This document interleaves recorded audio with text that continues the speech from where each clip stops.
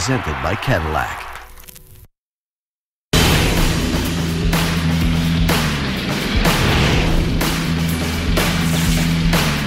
People would talk about Mike Tyson and Tupac Shakur. It was as if they were not talking about mere mortals. It was like they were talking about superheroes from a graphic novel. Tupac really brought hip-hop to a whole other level. And you're always scared to blink in a Mike Tyson fight because you never knew what was going to happen.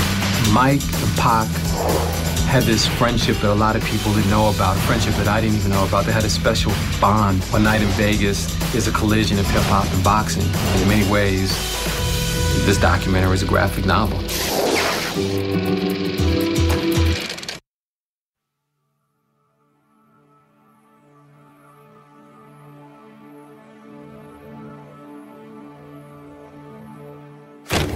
It was supposed to be just another night in Vegas. September 7th, 1996. A night where boxing gloves and bullets crossed paths for the first time. Two men, newfound friends and fighters since birth. They plan on partying afterwards. On forgetting the stresses of fame and blaming their behavior on the alcohol. But in mere seconds, drinks transformed into drive-bys. Shots of Patron became shots at passenger side windows. And what should have been a lifelong bond, guillotined by gunfire. 2 rounds to the head, 4 in total. 3 more than Tyson needed to defeat his opponent. So on the time it took for Iron Mike to knock out Seldon, Tupac was ripped from the earth like a rose petal, unwilling to budge from the concrete soil. 4 rounds of ammunition. Not enough Joe Louis in his legs to stutter step through steel doors. Not enough Ali to butterfly past bullets. On September 7th, 1996, there was more bloodshed outside of the ring than inside of it. Tupac was more than just an MC. Just like Tyson was more than an athlete. September 7th, 1996.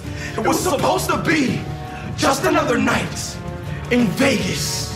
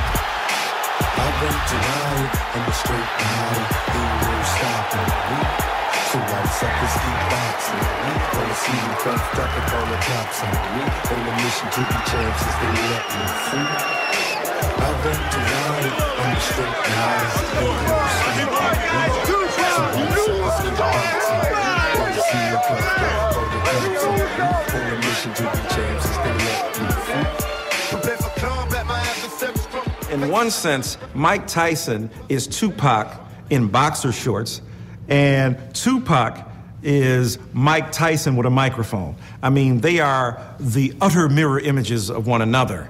Misunderstood by the society around them, the society embraces their genius while it's afraid of what they might ultimately represent. Both of them highly intelligent, and both of them in their own ways extremely articulate men. It's great when we have guys who represent bravery outside the ring. It's great when people are pioneers, whether they're Jack Johnson or Joe Louis or Muhammad Ali. But we watch heavyweight boxing because a guy can hit somebody else harder than we can imagine anything being hit. And Mike Tyson did that again and again and again. He didn't just knock people out, he destroyed them. And we got to watch. My ego would tell me it's because I'm so great and fabulous, but in all actuality, it is just, it happens in everybody's time, in which, it happened in Joe Louis' time, it happened in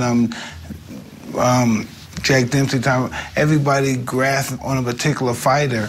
Joe Louis came around and just basically changed the world, how people perceive black athletes. And all of Joe Louis' fights, you never, if you watch them all, Joe Louis never celebrated after beating somebody. Because no one ever liked Muhammad Ali. Just so much dignity, pride, and just desire to win in all aspects of life. I was just a different kind. At times have changed. I was just a different type of fighter. It's difficult, isn't it? At 19, you have progressed well, certainly, and you have all this power. It's tough to know who you should be fighting right now. You're fighting journeyman heavyweights as you come up, which is appropriate, but there must be the temptation, I would think, to think, I can fight a better guy quicker than maybe you ought to.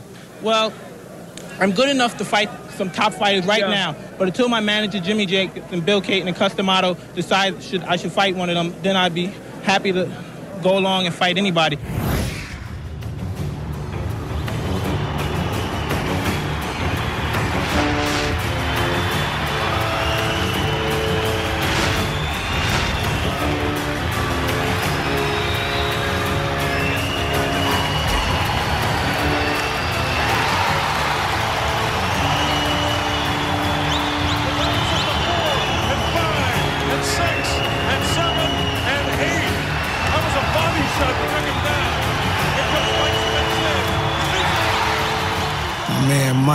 Mike is the truth. You know, Mike's like the hip-hop champion. Mike is the street cat that we all relate to. He comes from the cloth of Joe Louis and Muhammad Ali, Jack Johnson and everybody, you know, but Rocky Marciano too. But Mike represents us with the part in his haircut, you know, the style he had brought to the game, and also the ferocious fighting.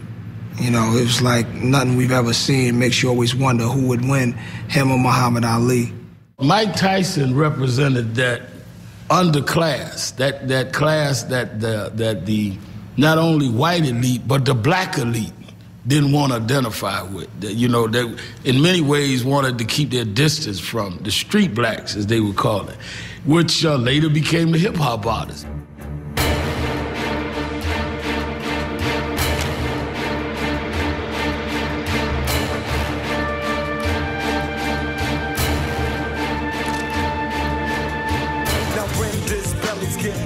But no one seems to notice any change in her figure. She's 12 years old and she's having a baby. In love with the molester who's sexing her crazy. And your aunt also thinks that'll be with her forever. And dreams of a world with the two of them. Juice was Tupac's first movie. We were trying to find the right bishop, and it was hard. Then we started looking at rappers too.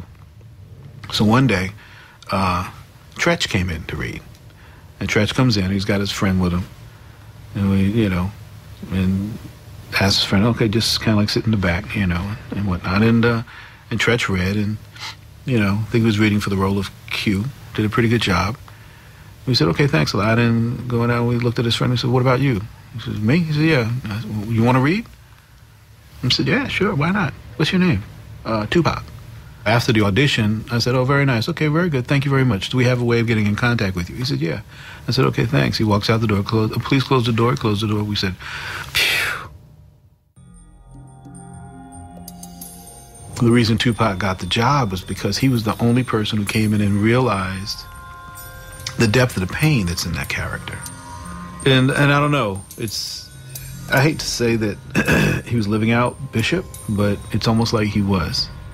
It's almost like letting the destructive forces into his life was maybe, I hate to say that it was a direction that he found on our film, but in many ways, he was like Bishop. I miss his phone calls in the middle of the night, waking me up with no ceremony, you know, just, Ma, you know. I miss that a lot, you know. And so sometimes, like, I struggle to hear his voice, you know, just calling me as his mother.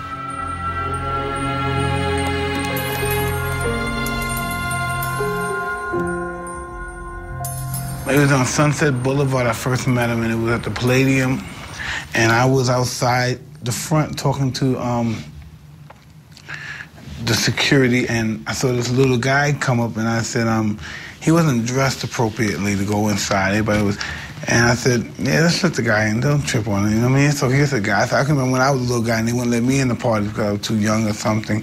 I wasn't properly dressed, and I said, come in. And he had said 1 minute, and he went back, and he must have brought 100 guys with him. When I went back in, as I finished talking, next thing I know, Tupac is on him. He has the mic, and he's rocking in the party. He grabbed the mic some kind of way, and he started performing at the party. He's rocking.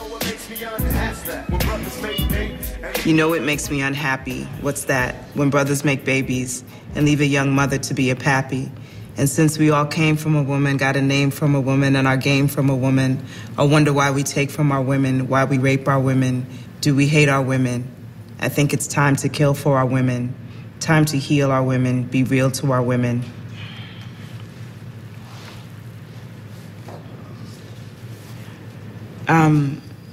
It's one of my favorite songs in hip-hop. It was really hard to read that. It was hard to read that because Pac isn't here to grow into the kind of man that I always hoped he would grow into, because he had the potential to be that kind of man by writing those lyrics. So his absence is painful.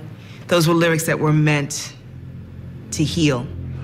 Fight, fight, fight, and destruct the world, because I'm the best fighter in the world. I didn't challenge me with their somewhat primitive skills. They're just as good as dead. In order to get in the ring, you have to have a level of arrogance and determination and aggression.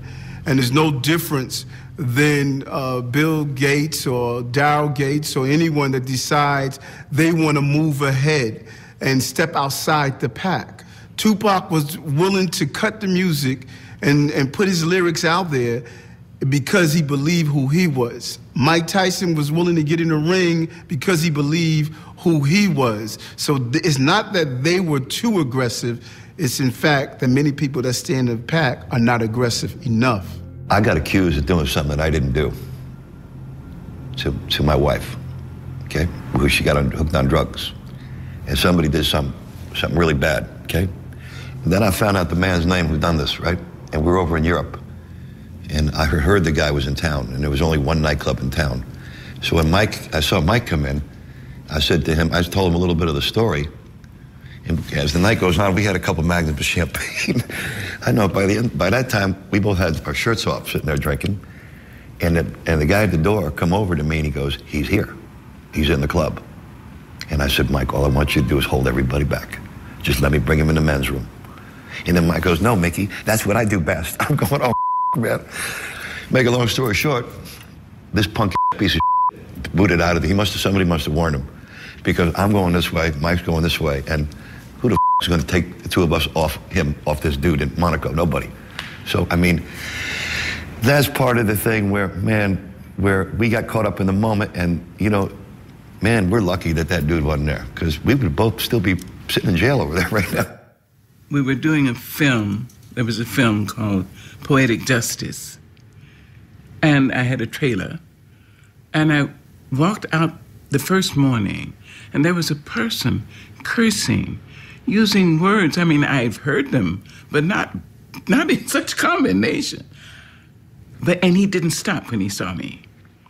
I didn't recognize him, and I thought no more about it than he was just wrong. The next day I came out, and this young man and another black young man, his age, were standing up face to face using the most vile language, and you knew any minute they were going to come to blows. One black man of age went up to these two young men and tried to talk to them. So he got one, I went to the other, and I said, excuse me. He said, I wouldn't give. I said, I understand that. I said, please let me speak. I said, yes, I see that. But when was the last time anyone told you that it's all for you? That we've lived 300 years on the edge of a dime so that you could exist? When is the last time? Do you know that we stood on slave ship decks and stood on auction blocks and were hosed down like dogs for you so that you could live? Well, he started to cry. So I put my arm around his waist and walked him down. There was a little, like a ditch. And I kept his back to the people because they started coming back. I'm sure they were afraid of random shooting or something. And I just talked to him.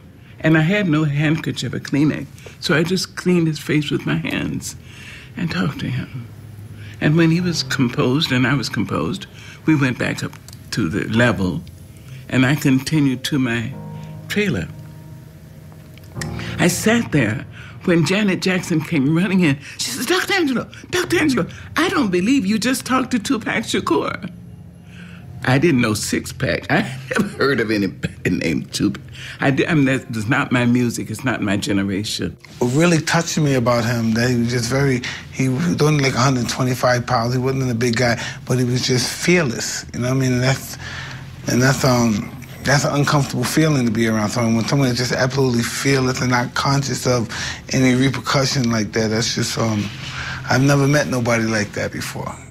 Well, you never forget where you come from, okay? That could apply to both the gentlemen you're talking about, Mike and with Pac, you know, or where your people come from, or where you were born, or where you know, this, that, and the other. You don't forget that, you know? It's like, you don't forget what it was like on the way up, or how you had to work harder than the other person to get there, you know? Both men worked hard to attain what they attained. It wasn't just handed to them.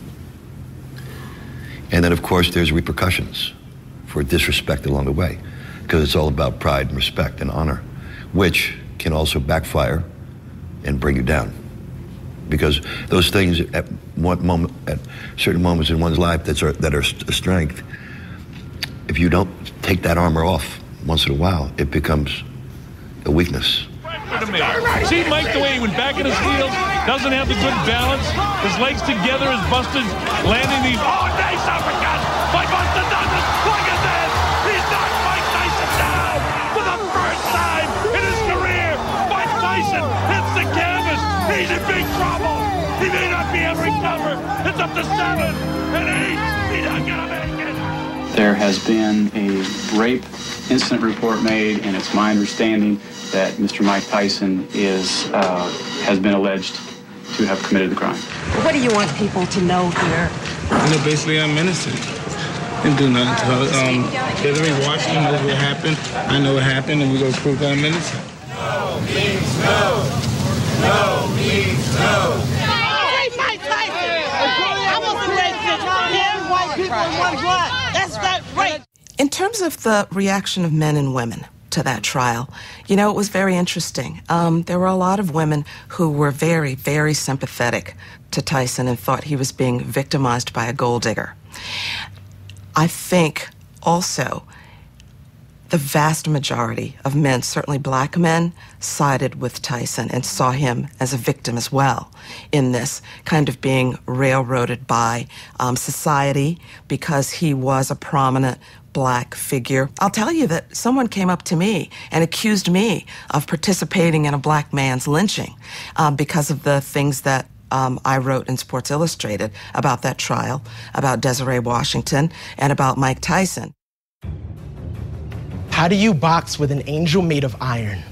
Trade blows with a man with prison bars for bones and sledgehammer hands. His name was Michael Gerard Tyson.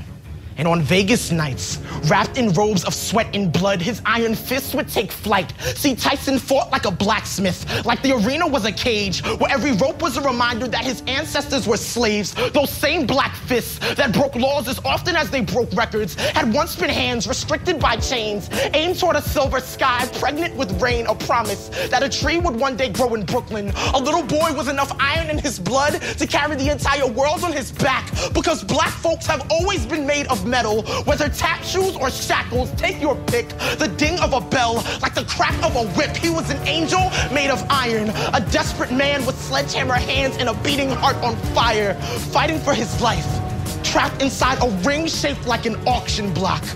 4 walls he can never quite escape from.